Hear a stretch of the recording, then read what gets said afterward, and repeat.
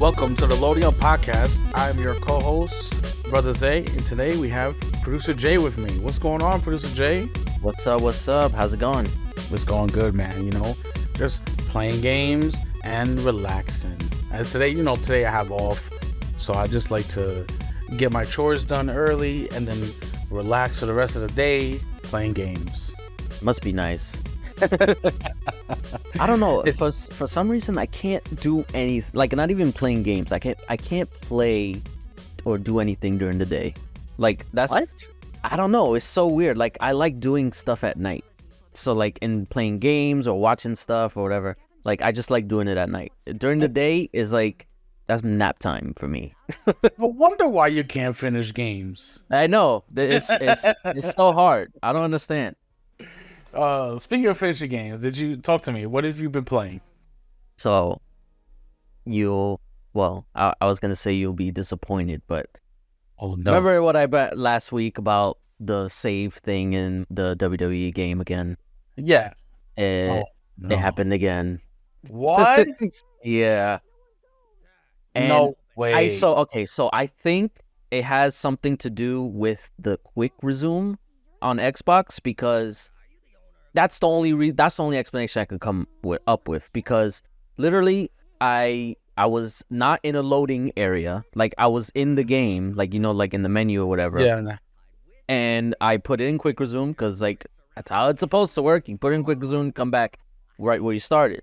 Yeah. But for some reason, when I went back in, it loaded up fine. It started where I was at. When I loaded to the next area, it just, nothing came up. It was black screen. And I was like, oh, what happened? Oh, no. So I left it for a little bit, and it didn't do anything. So I closed the game, opened it up again, and I opened it up. It's fine. Everything was working. But when I went to load my save, it didn't load. So I think it's an issue with the quick resume. So, I mean, this has happened with, not this particular case. It's happened with other games, especially like online games, where like if you quick resume it like kicks you out, and you gotta like basically reload the game anyway. So like quick resume is kind of pointless in that regard. But yeah, so now I have to back out of the mode, so that way, even if there's an issue, it won't affect my save, because I backed out of the mode and it's saved already. So yeah. I don't know. It's very frustrating. That game is online.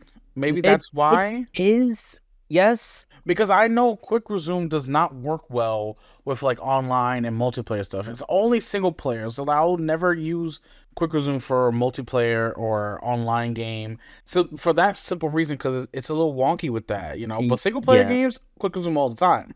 So I guess it's online in the sense that they do updates like live. So like if there's an update to something that, I don't know, like they updated like a character or whatever. Yeah. It'll tell you, hey, there's an update, and then it'll say you got to back out in order to update it, like mid game. So no, I think that's probably it. That's probably why it like kicks me out, essentially. So that way, when I try to load, it causes the error. Yeah. So not necessarily it's not a resume quick resume. issue. Yeah, it's more like the game is the way it's designed. Yes, it's not really meant to be doing quick resume. Yeah, and it's screwing you up, and that still sucks. It sucks. And honestly, I wish Microsoft would allow at least the option to turn it off, like quick resume, if you wanted to. Like, I know a lot. I would never do it, because like I like quick resume. And it kind of like surprises me sometimes. Like I'll have it. I remember I loaded up because there was a Game Pass quest where, so I don't know if you've done them, like play a Game Pass game or get an achievement or whatever. Yeah. I did one where it said to play a Game Pass game, and just out of the blue, like I just happened to see Gears 4 on my thing, so I just I place it, and I can't remember the last time I played Gears 4. But it quick resumed to where I was, and it threw me off, because I was like, yo, I haven't played this game in like months, and it was still here, like after console reset and everything. It's crazy. So like I like the feature, but I do wish they would at least give the option, maybe like per game. Like if you want to turn it off for this particular game, or like this game won't go into quick resume if you don't want it to. Like I feel like that would be ideal. I I don't mean, know the how the that would simple work. solution would just for you to quit your game normally. Yes, which I mean, yes, that's what I'm gonna have to do. Yeah. But Yeah, it's just you I've don't gotten need Xbox to tell you, hey, you want this in quick zoom? Just quit it. That's it. yeah. I you know what it is? I've gotten so spoiled by it. That's why I'm like assuming that like, hey, it should work, right? Which it should. Yeah, But it should. It should. But that's a design flaw with the game, especially yeah, always online games like it's that. not every game. Yeah, yeah, yeah. But Well, yeah, so I've been playing that. I still been playing Unpacking on my ROG okay. Ally. Yeah, that's pretty much it. It's been hard this week. Like I said, like especially because like I've been having to freaking figure out. Well, not really figure out time, but like I've been so exhausted. Like yesterday, I came home and like literally I was gonna play and I fell asleep. Like my fiance had to like wake me up because I was passed out on the couch. Jesus, Yeah. But he's in more rest. I know I can never get enough rest. But it's because I stay up late because again, I like doing things at night. Crazy. You could be doing things during the day and at night, and then get yourself a nice, good rest at night. Where it's so easy. Anyway, what you been playing? So, as you see from the video, I've been playing another Crab's Treasure. It just dropped on Game Pass today, and I was like, you know what, this looks interesting. Let's try it out. And it is Dark Souls, but you're a crab. It's pretty funny. Um, it's really colorful, and you don't expect it to be Dark Souls, but it is, and it's hilarious. It's got a whole little storyline and everything. You'll see as listen on if you're watching on YouTube. But definitely check it out. It dropped on Game Pass. It's pretty cool. You were saying that the bosses were intimidating. They were the first boss the first major boss you come up against. It's like, what the heck is this? Because it's so loud. I didn't change the volume settings. I guess that's my fault. But it was so loud, and it scared me. I was like, oh my god. That's funny. Yeah, I mean, you can't tell in the recording, but I was really scared. Oh man. No, I also downloaded, but I haven't, because I beat it already. So I just wanted to go back and see what they have added and or fixed with Jedi Survivors, because that dropped on Game Pass today. Oh, that's right. Yeah. EA Play or Game Pass Ultimate. If you have Game Pass Ultimate, you'll get it with EA Play. That's why I've been playing. I wish it's one of those things where I wish I hadn't beaten it so that way I had an excuse to go back. But literally I beat it, I got all the achievements, like I'm done with the game. Yeah, so there's no reason to go back. But I wish I would have been able to play it like in its optimum form. But it is what it is. It's still a great game. Yeah, no, it really is. And I did pick up and try Euden Chronicles 100 Heroes. That dropped on Game Pass 2 days ago, or yeah. And I really liked the last Euden Chronicles. It was really good. It was like a side scroller with 3D animations, but it was like a hack and slash. That you were. This one changed it up. It went back to sort of like its roots. It's like a turn-based RPG. Think old school Final Fantasy games, but in a 3D rendered world. And I don't know how to feel about it, because generally I don't really do turn-based games, even though I absolutely played and loved Baldur's Gate 3. This one, I didn't expect it, so it sort of turned me off when I started playing it. So, I mean, if you like turn-based action games, like old school Final Fantasy games and stuff like that, it may be for you. But for me, since Not for you. Yeah, it wasn't hitting. Yeah, it happens. I mean, there's a lot of games like that I've been interested in, and then I tried it. I'm just like, as whatever. Like, the games are allowed to like serve a specific audience, Yeah, for sure. Not everything is for everyone, which apparently I feel like everybody thinks that. A lot of people think that like, oh, like I have to like every game. If I don't like it, then it's trash. Like, no, it's just not for you. Like, Yeah, definitely. Not every game has to be for everybody. They can't have target audiences. Just like, these Souls games, it's not for everybody. It has a yes, target audience, but um, and just like Final Fantasy games, it's just yeah, it all depends on what you like and what you want to play. That's it. I mean, I did give it a try. I got to like the first major town, and I was just like, that's it. yeah. You know what else dropped today? What's The that? Fallout 4 next gen or current gen Oh, patch. yes. And I heard that I mean, it's gotten good, like, it's gotten praised, obviously, because it's like the current gen patch, 60 frames per second, has a quality mode. And if you have a TV that supports VRR, it targets 40 frames per second, in the quality mode. Otherwise, it would do 30. Okay. But it's like new textures and everything. All of it is mostly the same. It's just like minor like bug fixes and stuff like that. But the majority is like it looks better and it It runs does look better. better. I Um, It does look but better. the main complaint is naturally it broke a lot of mods. So now, I mean, mostly on PC. So now, like whoever created those mods has to go back and um basically fix them to make sure that it runs properly on the with the new update. And I know one in particular which has gotten a lot of flack for Bethesda over the Fallout London mod. Ah, Yeah, yes. because that was supposed to come out literally yesterday. So they had to delay it because they knew the patch was coming, the update was coming, but Yeah. they didn't know like what it was gonna break. So they basically had to indefinitely delay the release of it because they didn't want to release it and then the next day it's broken. It's broken. So But they what's up? so this happens all the time. When Yeah. Bethesda does a major update, mods break, and they have to go back and fix it. So it's nothing new because it happened with all the Skyrim mods and everything like that when they update Yeah. the Legendary Edition or the Anniversary Edition, whichever one it is what you want to call it.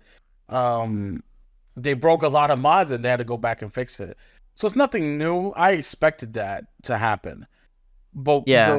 the real complaint is that people on PlayStation Plus who, because Fallout 4 is on PlayStation Plus, Oh yeah. their service over there in Sony.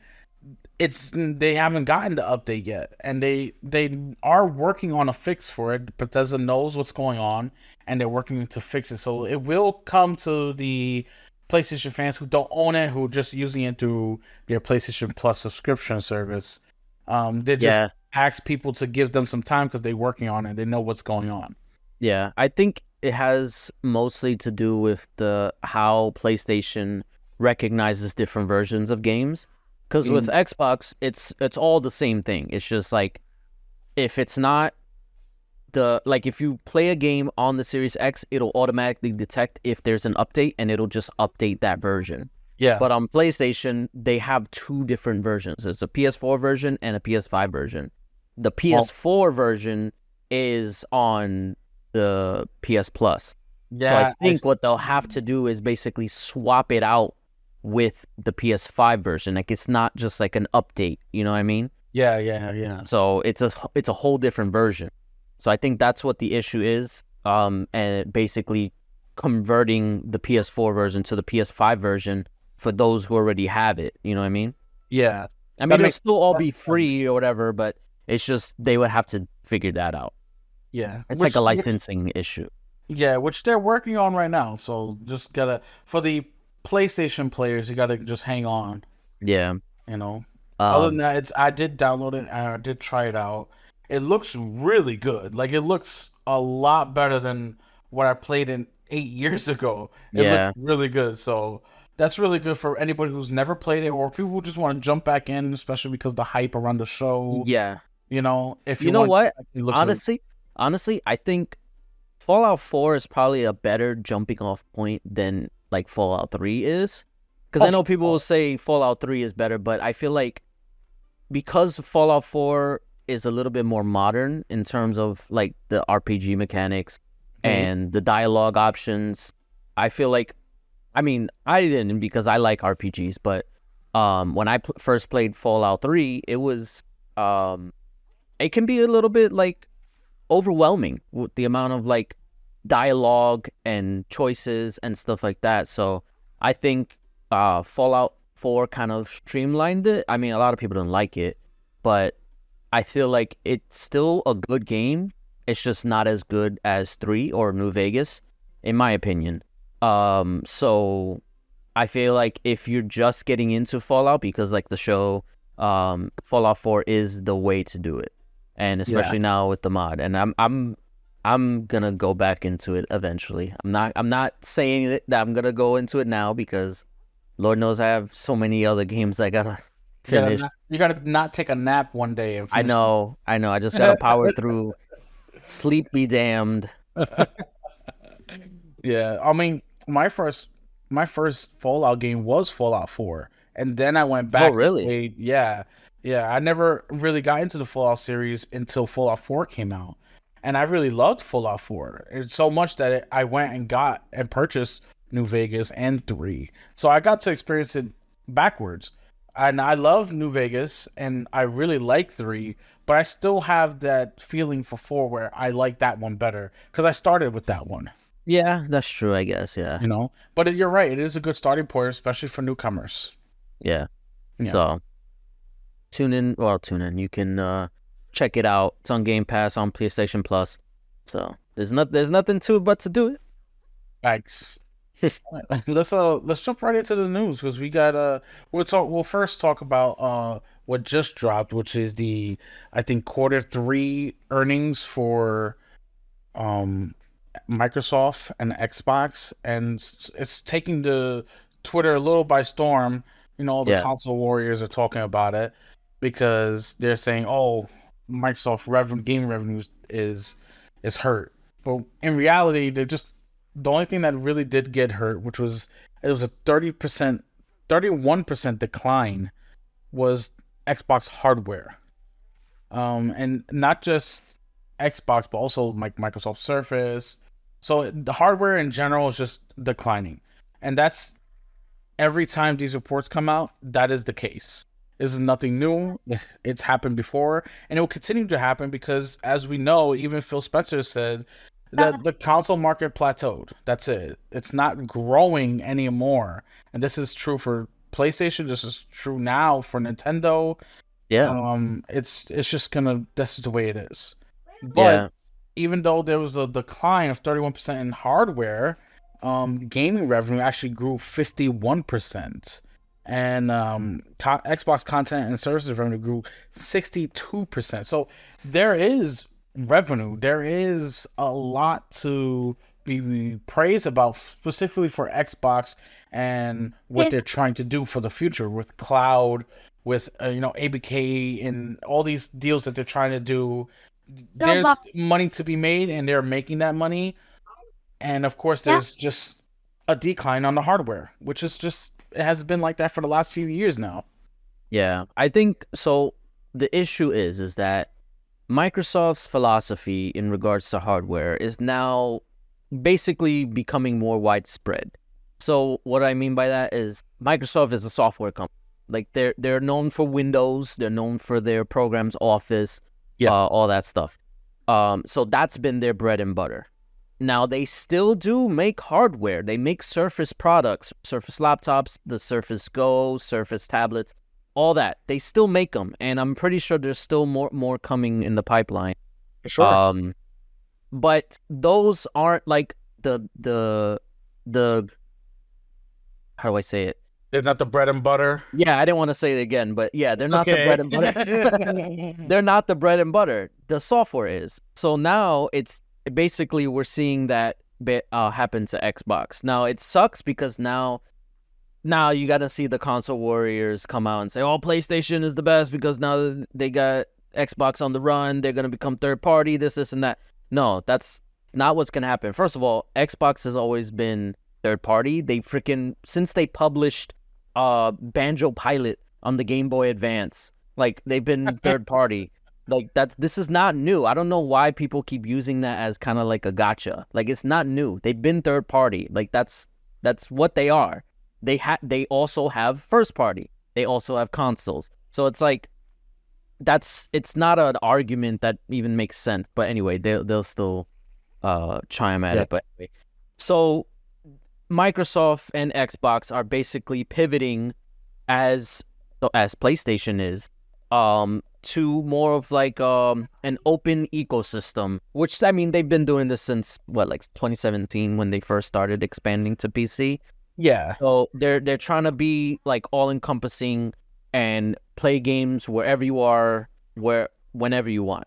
So that's been their goal, and so far they've been doing a good job at achieving it, because that's why, like, well, it's not why, but it's all a part of why, like, the mobile market, like with the ROG Ally and Lenovo Legion Go, are becoming popular because of that accessibility, that you can play games wherever you want. It's not just about, oh, it's on the console, oh, it's on your PC. Like, no, you can take that same game that you bought before and take it with you on the go.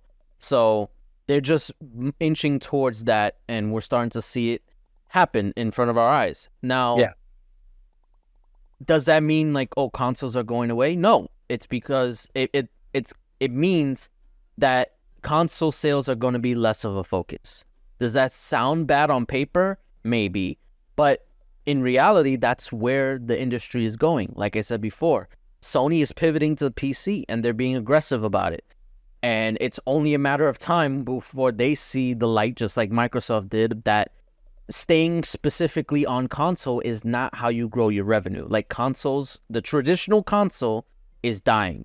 Like that, it's going away. Honestly, I give it one more generation before they just don't even exist. They'll basically just be glorified PCs at that point. The only one who I still think will be around is probably Nintendo. But even then, it's kind of like iffy, because we have to see how well the Switch 2 will do. I still think it'll do good. I just don't know how much better it'll do compared to the Switch. I don't think it will do better than the Switch. Switch is, I know, insane. The whole reason behind the Switch is because it was a new concept. The home console, and it's portable, like that was never heard of before. So and essentially they merged the home console and the mobile console into one ecosystem. Like all the 3DS players, they moved to the Switch. All the Wii players, or I guess Wii U, but we don't talk about that. They moved to Switch. So they were all converging into one. That's why it sold so well. Yeah. But then now the predicament Nintendo is in is that they have to basically resell that idea, but try to market it as like new and something that people want. And in the past, that hasn't necessarily worked out for Nintendo. Like you look at the jump from N64 to GameCube. GameCube technically was more powerful than the PS2, but the Nintendo audience didn't care about that. So sales tanked, and then the Xbox came out, which was more powerful than that. But and then look at the Wii U. I mean, granted, the Wii U had a lot more problems, but it was more powerful than the Wii. But people didn't migrate because they didn't care about power. Like they already had the Wii. Like why would they play the Wii U? And but yeah, so it's not a sure thing that the Switch 2 or whatever they call it will be a success. But either way, my point is that the industry is moving in a different direction, and people they're being blissfully ignorant to it. They still think, because it's just a generational thing, like it's I don't want to say it's just it's just like any generation after or before Gen Z, any generation before that are still stuck on that the console is the focus, when it's not. Like it's not anymore. It's such a hard concept for people to wrap their heads around, and I understand, because how do you change the mindset of that the thing that you've always relied upon to play these games is now becoming essentially extinct, or not extinct. What is it? Uh, what's it called when like an animal is about to become extinct? What do they call it? Endangered. Endangered. There you go. So yeah, the consoles are becoming endangered. So it's you don't want to think that way, but that's the reality. Like that's why Sony is moving to PC. That's why Xbox moved to PC. So What's really like notice about this is that Xbox always gets the big flack with this when it concerns sales or anything like that, because Xbox is always at the forefront of the gaming community and trying new things and pivoting oh and yeah, making their their case of why they're doing this. So they're always gonna get the flack. But meanwhile, Sony's like 3-4 years late, and now they're catching up to what Xbox has been doing. it's like They're the doing the whole same thing. yeah, it's like the whole Apple and Android stuff. Like Android always does things first, but Yeah, then Apple gets the praise when they do it because they're the popular one. So it's same thing. Sony gets the praise for moving into like the movie and TV show industry when Microsoft was trying to do that a decade ago, and nobody liked it because it was Microsoft. So it was they do try to innovate. They do try to change things, change the status quo essentially, yeah, and they always get flack for it. That's right. yeah. All right. Well, enough of the sales. We know where that's going. So, Yeah, but yeah, yeah. um, well, we'll get into what Satya Nadella said. He came out and he made a sort of little statement on how he was finally happy. We're expanding our games to new platforms, bringing four of our fan favorites to Nintendo Switch and Sony PlayStation for the first time. He even mentions, this is earlier this month, we had 7 of our games among the top 25 on the PlayStation Store, more than any other publisher. So like he's out there, he's so happy that they're now pushing for their games to be on other platforms, because he knows that will just generate his company more money. Yeah. You And know? honestly, like we said it, or I said it before, like this is like where the industry is going. Yeah. We didn't talk about it, and I just thought of it now. There is supposedly early talks that Sony might be bringing Helldivers to Xbox, Helldivers 2. Yes. So, like, if that ends up being true, then that basically proves Microsoft right. That's where you go. Like, you have to push these, especially live service games. For You have sure. to push them to as many platforms as possible. And And I'll tell you what, if Helldivers 2 comes to Xbox, I'll buy it all over again, even oh though I yeah, own it on me Steam. too. Me I will too. buy it and I will play the crap out of it. I'll play it more now that it will be on Xbox than ever before. Yeah. And honestly, that's the best thing for that game because it being on Steam basically was the proof of concept that PlayStation can be successful on different platforms. Yep. So it literally the only reason why it wouldn't come to Xbox is out of pettiness, which I mean maybe that might have been the case on they're under Jim Ryan, but under the new CEO, which I don't think they found a new one, right? Like they said they were gonna replace Jim with someone else, but as far as I know, they still have that one that the interim CEO. Yeah, Uh, maybe he's the new CEO he without might realizing he it. might be the new CEO. I don't know. Yeah, yeah. Um, but yeah, under him, he's like no nonsense. Like he is very very open about their strategy and like they want to be aggressive in PC and mobile, in cloud, and I mean eventually probably other platforms like Xbox and Nintendo. Yeah. So only time will tell. Obviously, like it's still early. Like we have to see how things play out. But the industry is changing, and I think we just got to get used to like seeing this type of stuff Yep. because it's gonna be very weird. I'll tell you that much. Yeah. We're gonna see Xbox games on PlayStation. We're gonna see PlayStation games on Xbox.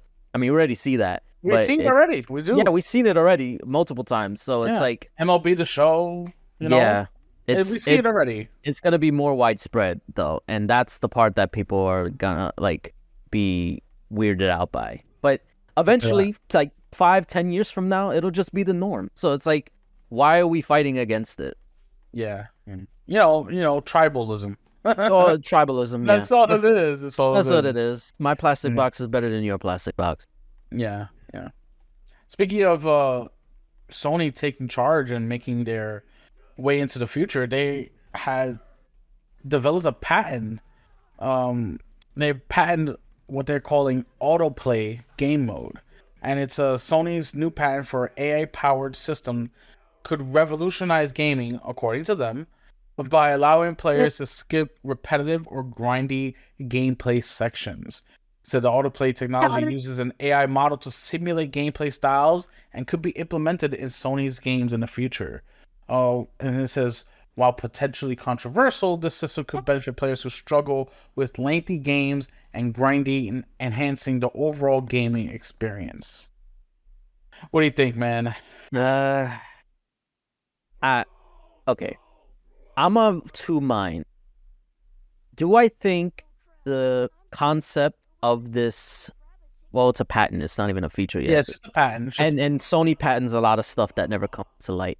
Yeah. The idea of it, though, I get, especially for like younger audience who have a hard time with certain parts of the game and aren't necessarily capable of asking someone for help, like if they're just an only child or whatever the case may be.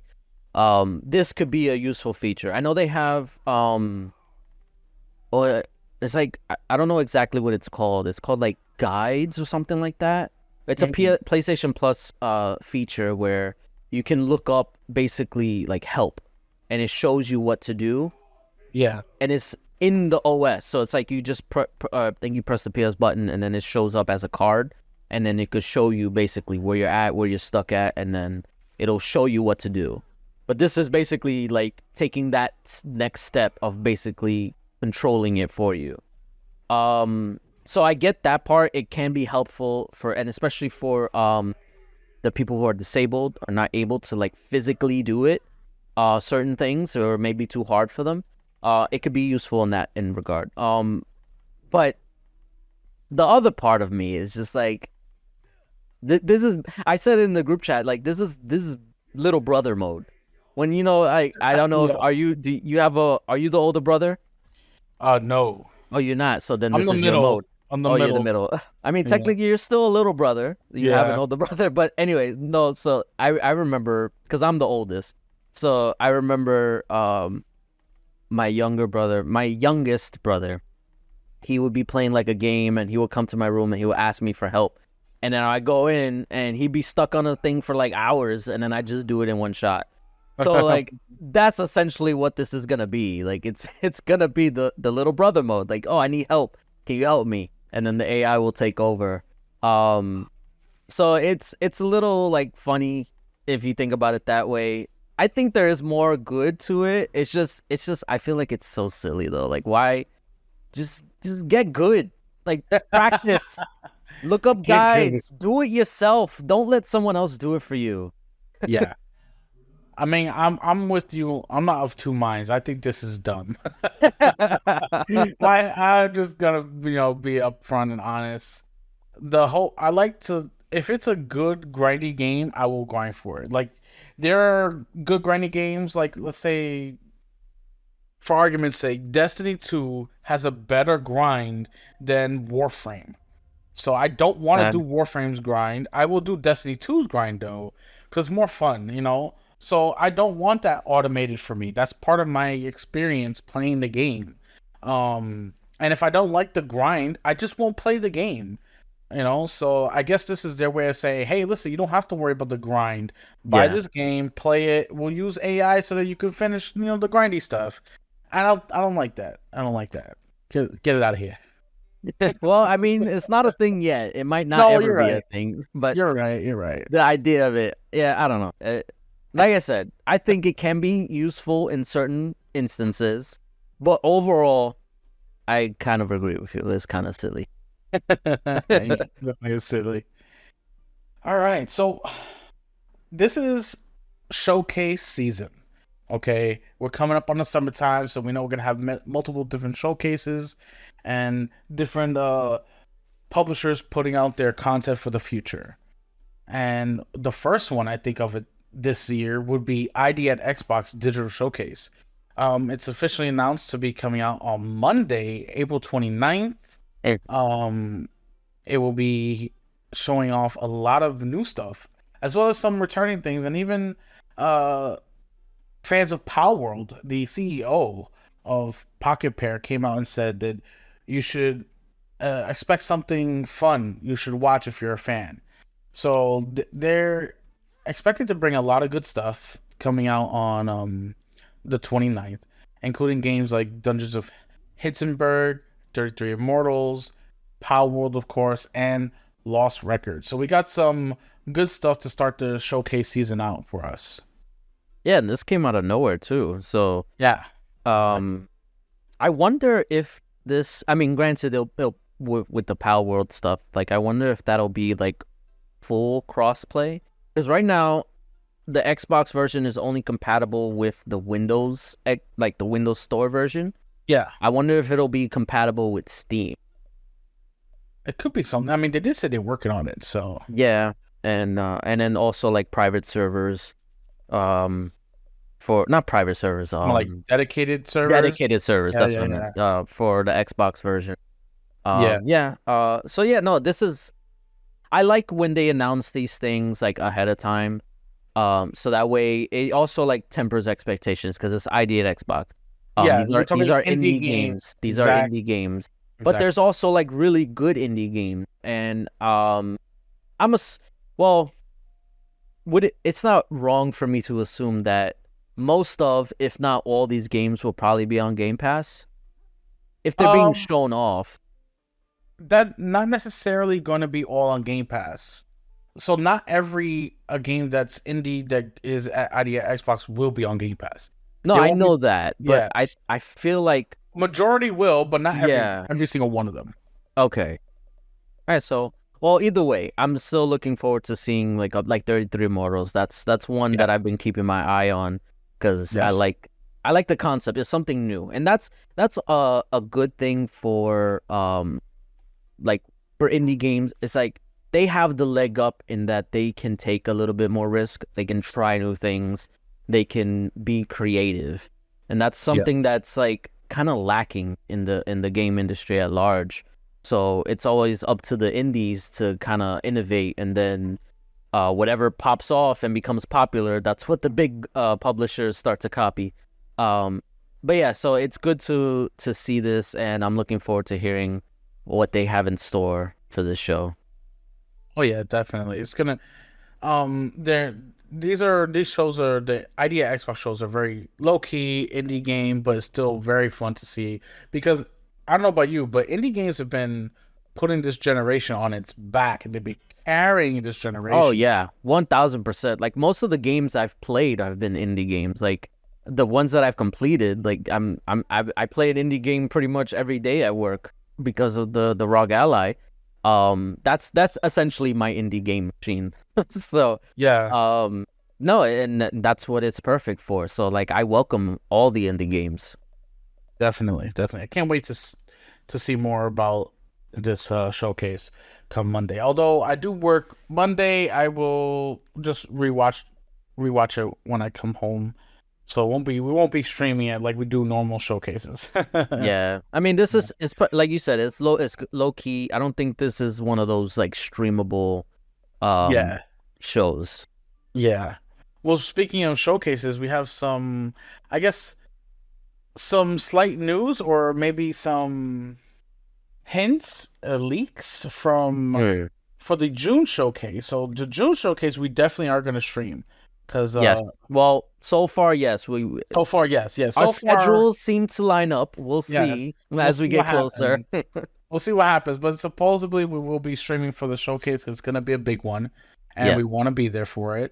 But the voice actor for JD Phoenix from Gears of War had tweeted out that we should stay tuned for June. He says, I have no idea. I think Gears of War tells us all in June. This is coming from the voice actor. He's hinting at Gears of War reveal in June, which is huge news. Yeah. Huge news. We haven't had Anything Gears of War related. nothing Gears related since Hivebusters. After they released Hivebusters, they just been working. Yeah. You know, the coalition has been at work, and we know that they're magicians, they're wizards over there with the Unreal Engine. So we know what we're gonna see is gonna be absolutely amazing. Even if it's a tiny tease, whatever, I'm just so excited because Yeah, I love Gears, love I love love love Gears too. love Gears of War. That was And go my ahead. I still have the memory of when Gears 2 was coming out. Like I Yeah, have never been. I think the only one that came close was Halo 3. But when Gears 2 was about to drop, like I could not get enough. Like I was watching every video on it. I was looking up every bit of news I can to get everything because I was so hyped for that game when it dropped. Like it was just magic. It's I can't wait. I want to feel that again. And I feel like Gears 5 got close to that. But I really. also yeah, I feel like I was really hyped for Gears 5. But then like I don't know, for whatever reason, like once it came out, like it didn't hit the same way, you know what I mean? Like I don't know, maybe it's just because I'm older, so like I have more responsibilities, so I have less time to play it. So I'm not like on it all day, every day, like I was when I was in high school. Yeah. Um, but yeah, no, I'm really looking forward to this. I am a Gears fan.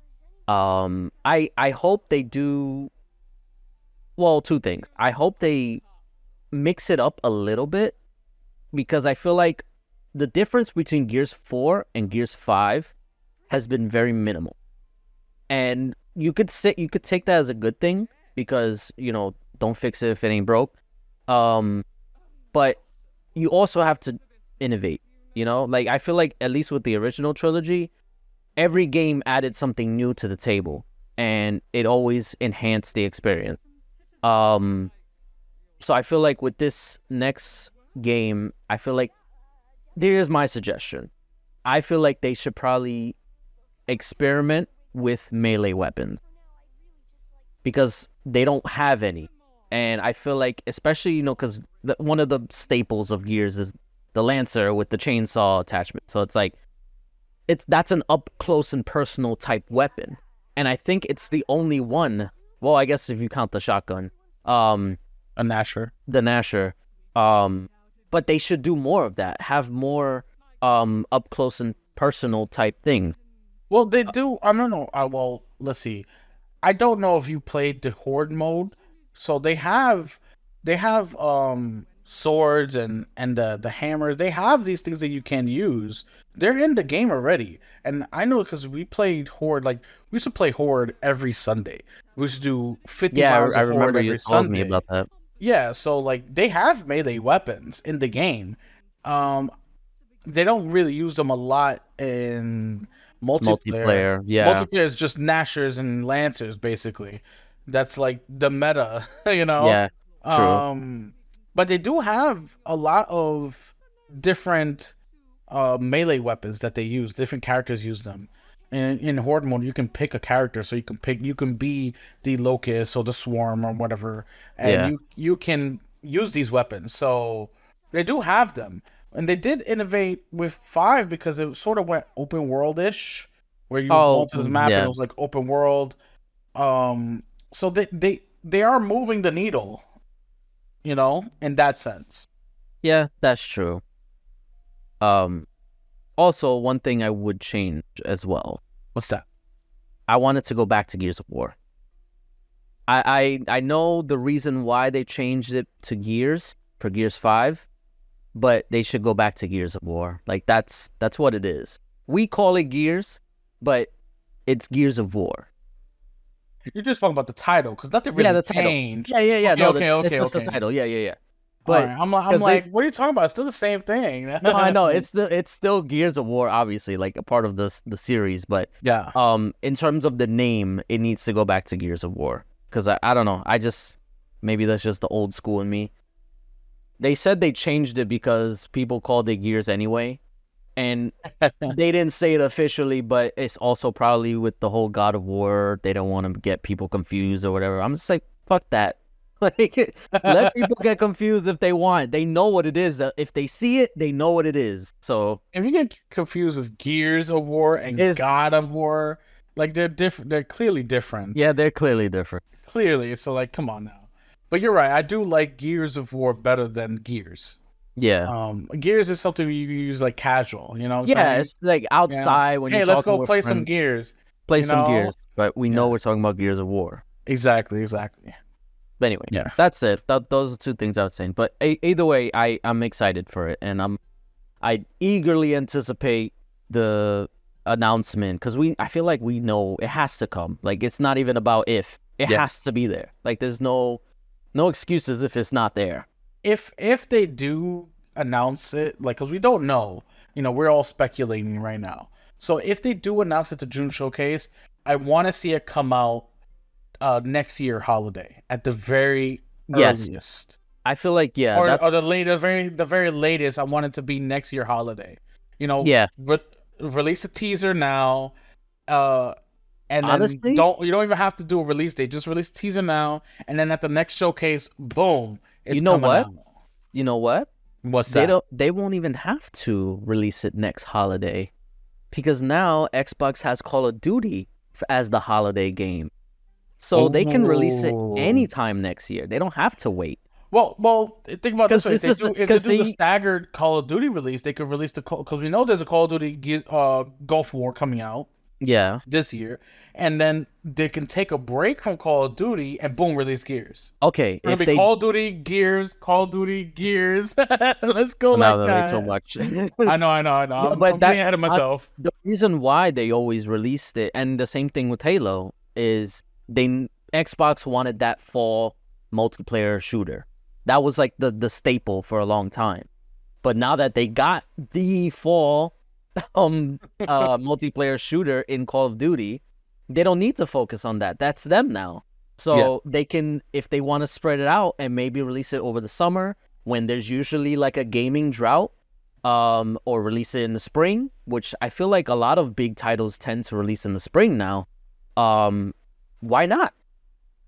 Definitely. That sounds awesome. Yeah, Great and idea. also remember next year is GTA, so Oof, yeah. they gotta steer clear wherever that is. Steer clear from them. I mean, well, all right. So, yes, you're right in the sense that they have to, you want to give it its window, but also that's not gonna come to Game Pass. We Yes, know but Gears 6 it's all or Gears about of War 6 will be on Game Pass. yes, that is true. But it is all about like the time. Like Yeah, if people are playing GTA, they're not gonna care if Gears of War is on Game Pass or not. They're gonna play GTA. So that's true. You're not wrong. You're not wrong. I think every publisher and developer should steer clear of GTA. I want to say just give the whole month. Like if they announce they're coming out in, I don't know, June, just don't even release anything until July or release it early May, because you got to capitalize on that emptiness, because that's also what people don't think about too, is that people are going to like stop playing stuff for GTA. So I will. yeah. So you want to capitalize on that like little gap of when they're stopping the play. So like let's say hypothetical, let's say Gears of War 6 releases in May of next year, early May. So from May until whenever June, or I'm saying and then GTA comes out in June. Yeah. If they release that month, that's 1 month of like capitalization that they can get in and get sales. I mean, there'll still be sales because it's on Steam. And then just really get that momentum going for them. And then that way, because the thing is, the Gears diehards, they'll stay. Like they'll be playing it regardless. Oh yeah, for sure. That's the core audience that you want to focus on. But yeah, I don't know how we got into like GTA talk. I just happened to mention it. Now I'm thinking about, damn, they really gotta be strategic about it. You get into your little rants. I do, yeah, and I get into different tangents. Yeah. But anyway, I'm looking forward to it regardless. Definitely. Both looking forward to. Oh, also one Gears. thing, if they do announce it, I like for next year, I do think they probably should release a Gears collection this year. Because that's also been kind of rumored for a while. I don't know how far along that is. I don't think it should take. It depends on how much of how a much work they want to put into it, right? yeah, if it's just a remaster with like higher frame rate, or if it's like a remake, like the Gears 1 remake. Um, we'll have to wait and see. But I do think they should have something in that regard to like kind of get the hype flowing, so that way people can get caught up, because the first three games are well, Gears 2 and 3 are still on the 360, and they're not available on PC at all. So that would be a good way to get people caught up on the series in time for the new game. Definitely. Definitely. That would be great. A little side action before the next major release. Yeah, why not? Yeah, for sure. All right, the last piece of news we're going to talk about is Embracer Group. So Embracer Group earlier this week announced that its intention to transform into 3 standalone publicly listed entities at NASDAQ. So they announced that they're going to be splitting up to Osmonding Group, Coffee Stain and Friends, Middle Earth Enterprises and Friends. So those are the 3 different groups, and they're all going to be focusing on their own set of specialties, their own special set of like gaming skills. So I think Coffee Stain and Friends are going to be mostly um the and I don't want to say indie, but like the AA, Yeah, PC and console mobile games yeah, the that they lower have. tier Yeah, games. yeah. And Middle Earth Enterprise and Friends will be the big AAA powerhouse games, because they're gonna have IPs like they're gonna have, well, just Tomb Raider 3 of and them. then the Tomb Middle Raider. They're Earth gonna have or Crystal Dynamics.